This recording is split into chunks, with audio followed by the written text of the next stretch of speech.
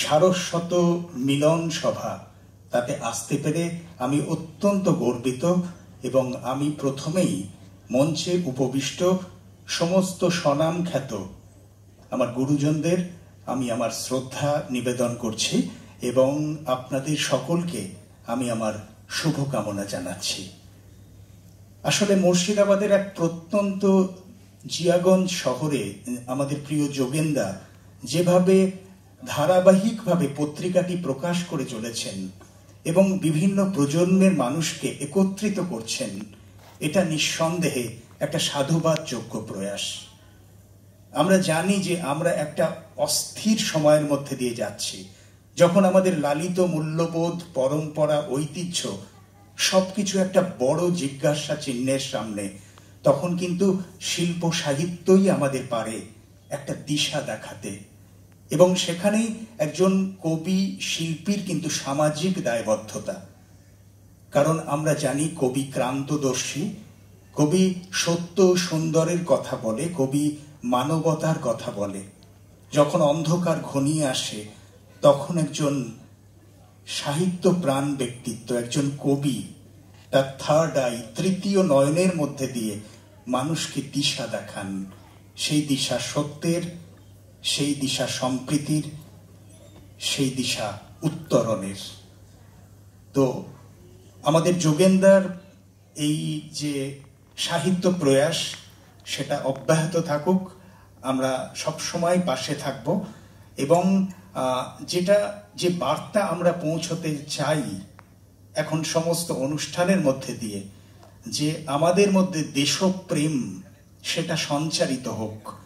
আমরা যেন সবাই যে যে ক্ষেত্রে আছি, আমরা যাবতীয় প্রতিবন্ধকতাকে দূর করার জন্য একজোট হয়ে থাকি, সমস্ত ভেদাভেদের ঊর্ধ্বে উঠে আমরা যেন দেশমাতৃকাকে এগিয়ে নিয়ে যেতে পারি।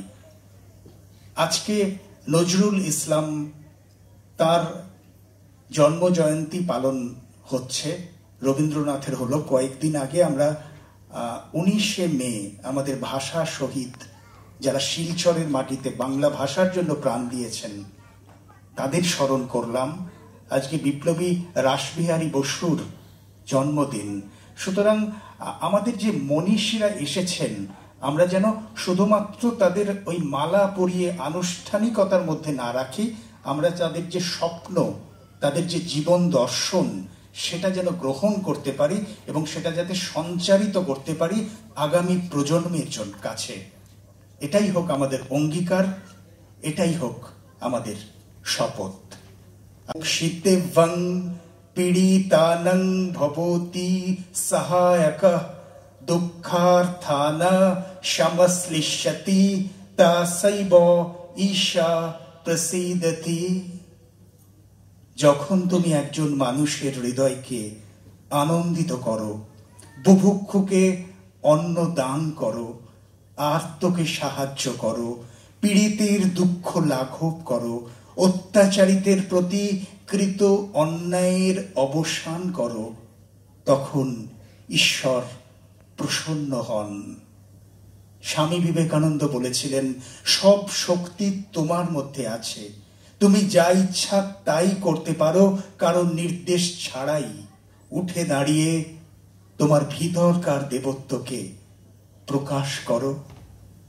ঋষি বঙ্কিমচন্দ্র বলতেন, যাহা লিখিলে সৌন্দর্য বৃদ্ধি করা যায় তাহাই লিখিবে, যাহা লিখিলে সমাজের হিত সাধন করা যায় তাহাই লিখিবে। নাম যশের জন্য লিখিবে না, ভালো লেখা হইলে নাম যশ এমনি হইবে। যে লেখা পড়িবা মাত্র সকলে বুঝিতে পারে, অর্থ গৌরব থাকিলে তাহাই সর্বোৎকৃষ্ট রচনা। তিনি আমাদের বন্দে মাতরম মহামন্ত্র উপহার দিয়েছিলেন, আমরা সবাই জানি। সেই মাতৃবন্দনার মন্ত্র বন্দে মাতরম, নিজের মাকে বন্দনা করা, দেশমাতৃকাকে বন্দনা করা, আমরা বলতে পারি ভাষা জননীকে বন্দনা করা এবং বসু মাতাকে বন্দনা করা। কারণ এখন আমরা গ্লোবাল ভিলেজে বাস করছি, যেটা বিশ্বপল্লী।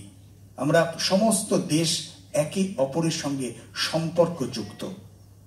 সুতরাং আসুন আমরা এই বন্দে মাতরম মন্ত্র, মাকে বন্দনার মন্ত্র, এটাকে আমাদের শপথ মন্ত্র করে আমাদের দেশ গঠনের কাজে আমরা এগিয়ে চলি। সকলের জন্য অনেক শুভকামনা জানিয়ে আমি একটি ছোট্ট কবিতার মধ্যে দিয়ে আজকে অনুষ্ঠান শেষ করব।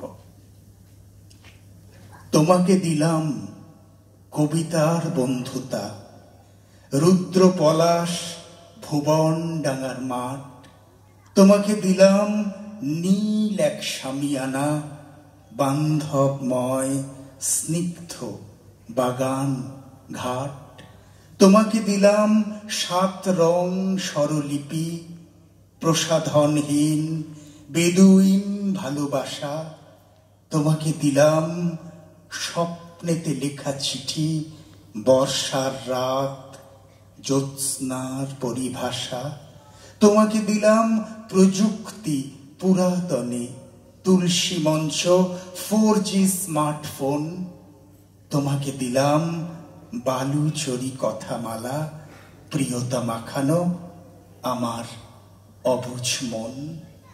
সবাই ভালো থাকবেন। ধন্যবাদ, নমস্কার, জয় হিন্দ, বন্দে মাতরম। মুহূর্তে কবিদের আদান প্রদান নিজেদের মধ্যে। আর আমি আসি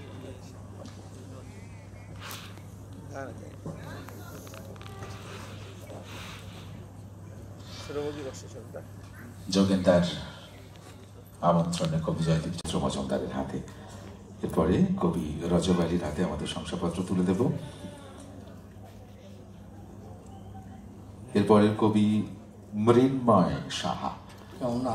আমার